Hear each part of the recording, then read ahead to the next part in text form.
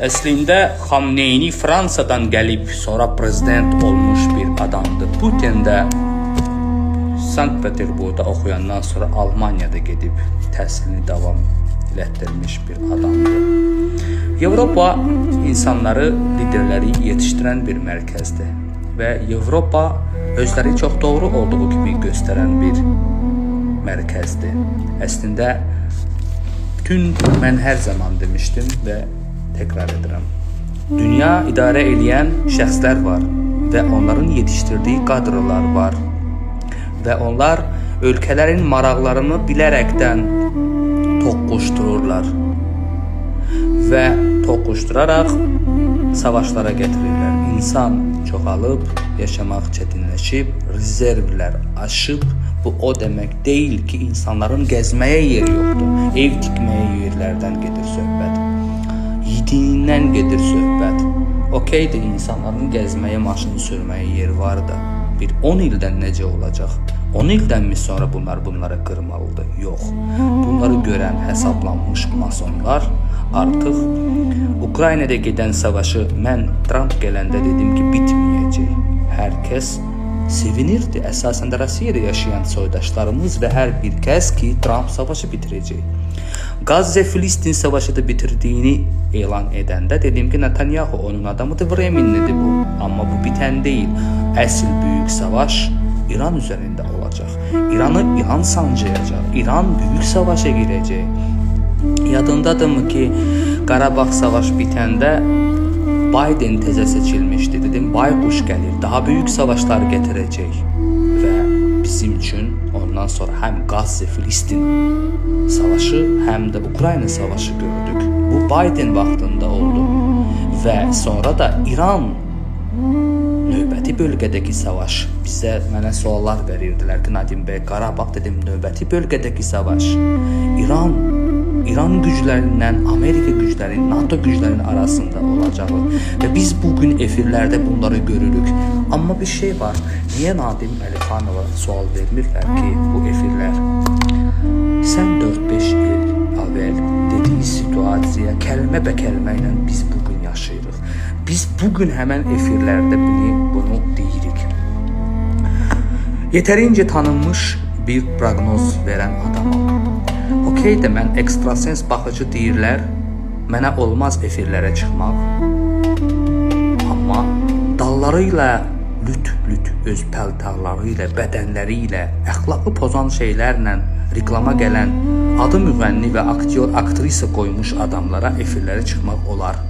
Nə verir bunlar bu millətə? Adınız da Avropalaşmışıq qoyuruq. Avropadan yaxşı bir şey gətir də bura. Gərək lütlənmə, fahişələnmə, nəysə gətirirmi? Qısa danışıram. Dinindən də gedib, həcə gedib ora pul tökənlər. Ərəb bura başqa şeylər üçün gəlir. Siz ora namaz qılmağa, dinə, Məkkəyə gedirsiniz. İndi təbii ki, buna da bir lağ eləyib, Allah'ımı protivsizmi deyənlər olacaq. Siz bir şey bilin ki, dünya idarə edən güclər, insanlar nəyə daha çox inanırsa, o şeylərə inanaraq, politika ilə istifadə edərək idarə edirlər. Və biz bunu görə bilməyəcəyi qədər bugün əgər savadsızlıqsa, düşüncəsizliksə və mənim kimi bu sözlərə deyənə lağ ediriksə, hər şey Allahın əlindədir deyə, Allahın varlığın gücün nə olduğunuzu elmi cəhətindən bir sübut ortalığa qoya bilmirsinizsə, sadəcə din belə deyir deyə, dinin başında olanların yaşayış tərzinə bax, bizim bütün dünya üzərində. Onlar bizdən də daha dərindən dinləri bilir. Və onların yaşayış tərzinə bax ki, onlar dini daha dərindən bildiyi təqdirdə dininlə yaşayırmı?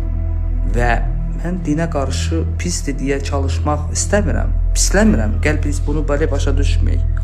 Amma din altında cahilləşdirərək, başını bağlayaraq min oyundan çıxanlara və ya sadəcə çox cahil olanlara dünyada gedən prosesləri sadəcə Allaha dua ilə, gözləri bağla, başı divara yaşamaq olmaz deyə çalışıram. Biz yenə də deyirik, dünyada gedən prosesləri anlamayacaq qədər düşüncəsiz olmalı deyilik. Trump'ı dünya liderləri hal-hazırda elə liderləri çoxları seçiblər ki, bir çoxları. İndi bizim ölkələrdəki balaca ölkələr qoyuruq kənara, böyük dövlətlərində sadəcə öz maraqlarını, öz sabahki günü düşünürlər.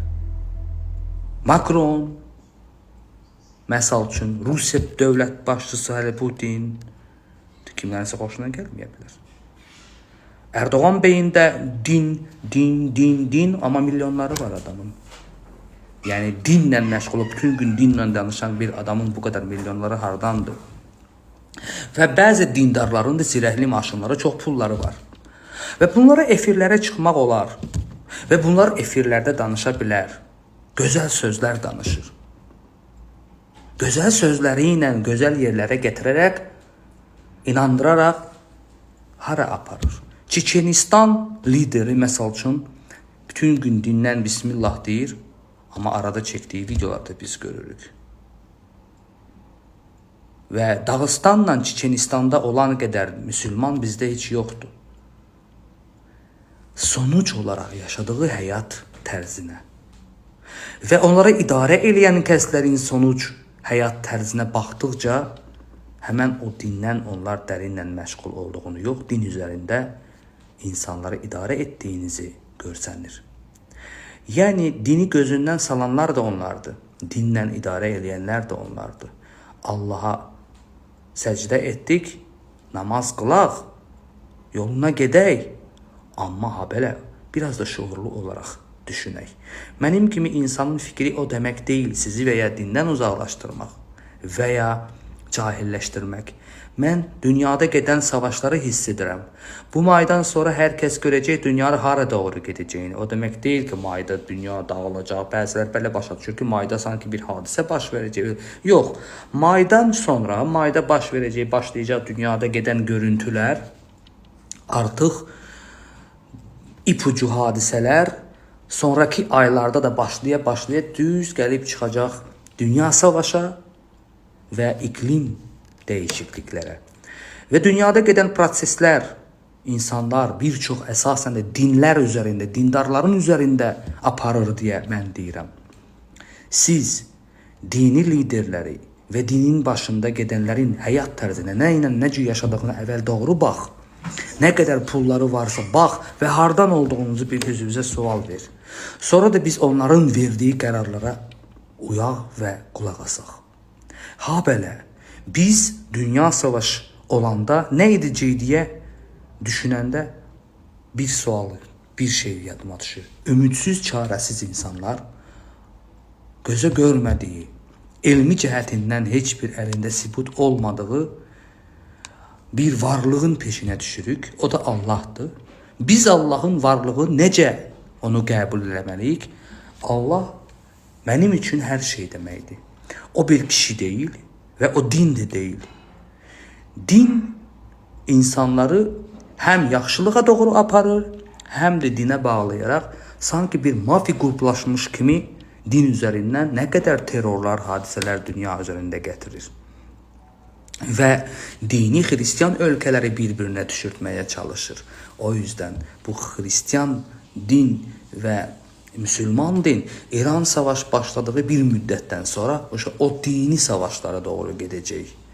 Və belə həbələdə təbii fəlakətlər və bunu da deyəcək ki, cahil kəslər. Bilirsinizmi dostlar? Allah bəlanı verirlər. Ona görə bu hal-hazırda dünya sanki lütlənib, ona görə Allah bəlanı verirlər. Ona görə bu savaşlar, təbii fəlakətlər olur. Qardaşlar və bacılar, dünyada xristiyanlar üçün içki nə vaxtdan haram olub ki? İçki onlar dahi adam öləndə də orada gedib qəbir başında da içki içir. Xristiyan hər zaman içki içib, xristiyan hər zaman açıq-saçıq giyinib. Bizim müsəlmanlar da hal-hazırda biraz bu şeyləri etməyə başlayan, adı sivilizasiyonu qoyaraq. Uzun sözün qısası onu deməyə çalışıram ki, Müsəlmanlara bəla gəlirsə biz deyərək ki, dindən çıxıb. Bəs xristianlara niyə bəla gəlir? Ona da bir şeymi qoşacaqsınız? Dünya idarə edən güclər bizi unutmayaq ki, böyük savaşlara hər kəsin öz inandığı bir şeylə inandıraraq və belə televizorda o politoloqlar çıxardırlar ki, gedən proseslərlə sizin başınızı qatır. Allah baş vericilərdən qorusun.